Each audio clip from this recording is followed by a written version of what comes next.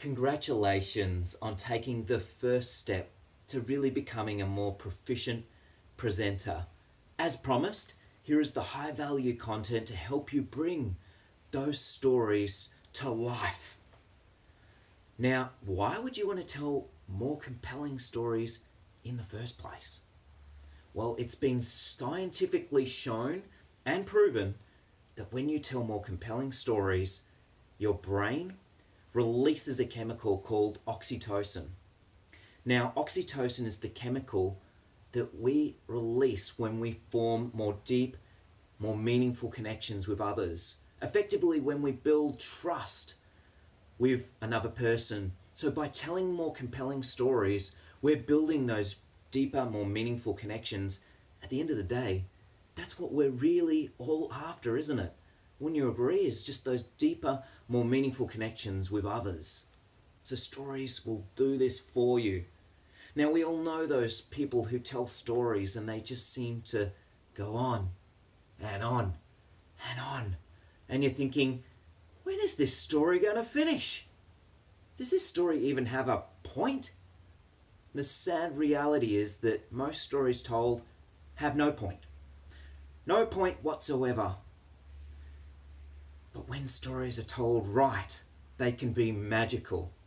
We can all relate to a time when we've heard an amazing story and we're captivated. We are on the edge of our seats, listening intently to every word that is spoken next. That's how storytelling should be told. But to do this, you need to have a structure. You need to have a system. And yes, you need to have a point.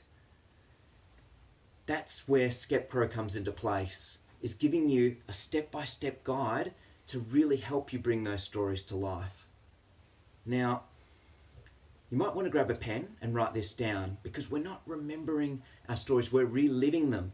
So you would like to write this sentence down. If you were with me, you would have found yourself ... And this is our first section, setting the scene. So this is where we really get to describe the colours, the vivid imagery. Whereabouts in the world are we? What time of day is it? Is it raining? Is it sunny outside? Describe it in great picture. Now also describe some auditory and kinesthetic. An example of this is the creaking of the floorboards as you walk towards the door, or the soft feeling of the leather couch as you sunk into the chair.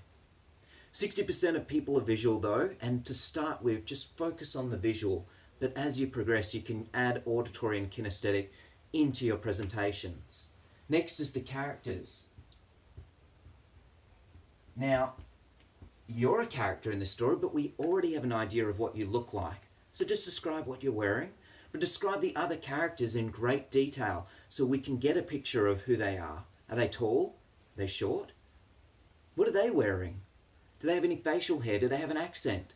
Describe them in great detail so we get an understanding of who the characters are in your story. How are they related to you? Are they your brother, your friend? Just so we can get an idea of your characters in this story. Next is the emotions. The emotions.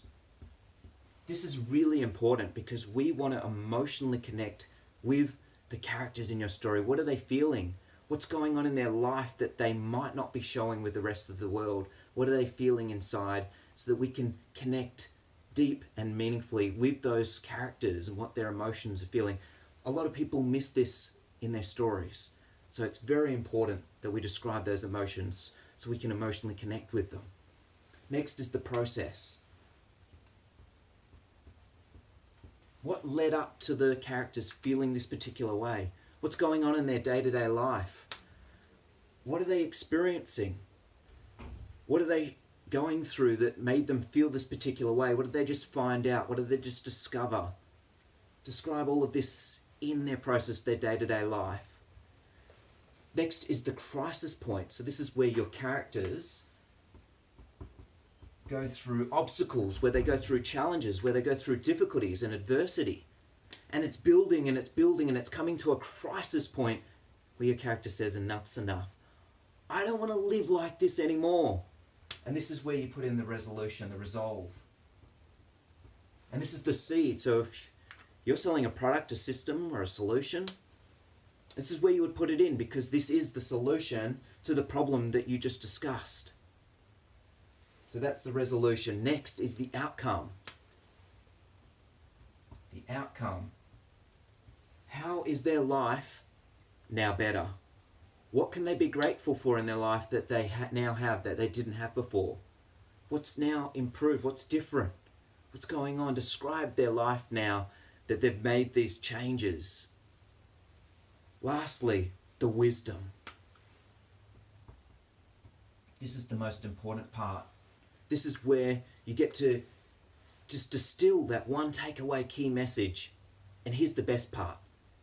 You as the audience member don't need to live through all of this to get the lesson, because you've already lived through it. You have. Vicariously through the storyteller. And because you've been able to get emotionally involved, you've gained that understanding to be able to make the necessary changes to get the new outcome in your life. This is the true gift that we give to our audience members as storytellers, is that ability to make the necessary changes to transform their life. This is how you can do it. Using this simple formula, you'll be able to bring those stories to life, making them more interesting, engaging, and inspiring, so that you can inspire others to go out there and live that extraordinary life. I look forward to hearing those stories, seeing them bring to life. Come and see me when you're at our workshops. I'd love to hear about your stories. Until then, keep going out there and expressing who you really are.